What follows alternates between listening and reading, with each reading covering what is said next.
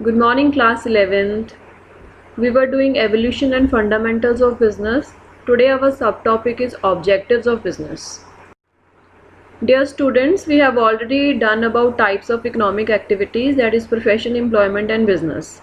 Now, profession and employment, you should know only the meaning, their characteristics and difference between profession, employment and business.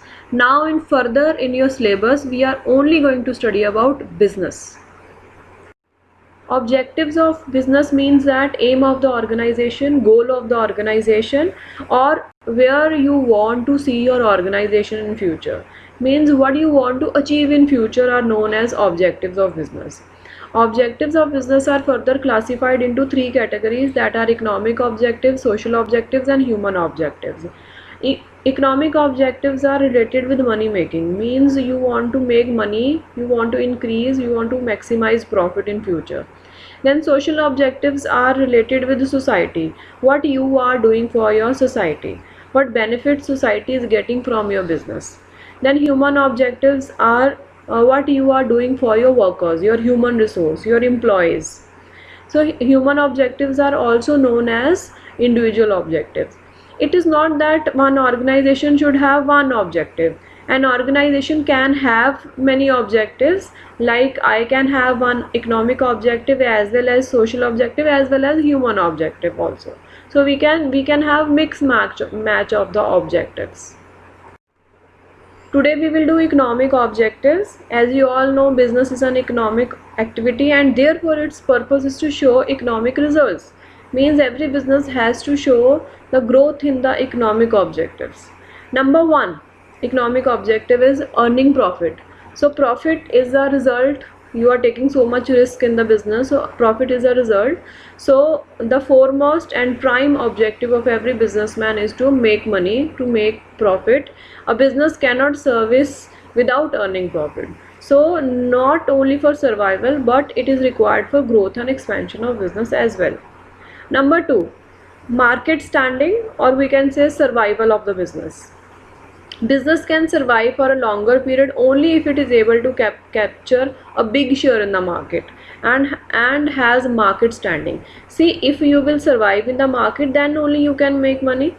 If you are not in the market because of your competitor, you are out of the market, you are not able to sell the product in the market, then how you can make money? So this is another objective. Number three is growth and expansion. Every business want to grow. See, for example, I have one shop. I will want to open more stores, more shops. So every business wants to grow and expand, and this definitely indicates how efficient we are. If we are growing, it means we are efficient. Another economic objective is innovation. Innovation means making new products, bringing something new in the market. So why we are doing this? Because we want to beat the competitors and we want to generate more income by this. So another economic objective is bringing new methods, new techniques, new features in the products, so that you can provide variety of products to the consumer and you can earn huge profits. Fifth is optimum utilization of resources. If you are using the resources up to the maximum level, for example, you have a machine which can produce 1000 units, but you are only producing 500 units, means you are not utilizing the machine properly. So if you will utilize the machine properly, then you can produce more and you can earn more. Sixth is improving productivity. So it is used as a measure of efficiency. Every business enterprise must aim at greater productivity, means to produce more, to ensure continuous survival and growth. This objective can be achieved by reducing wastage and making efficient use of machines and equipments, human resource and money. So this will lead to increase of profit as well. This is your homework. You have to write any 4 economic objectives of business in your notebook.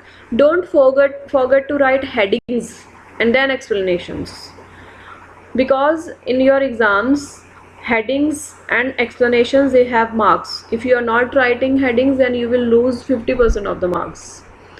And I request all the students not to email your work on daily basis.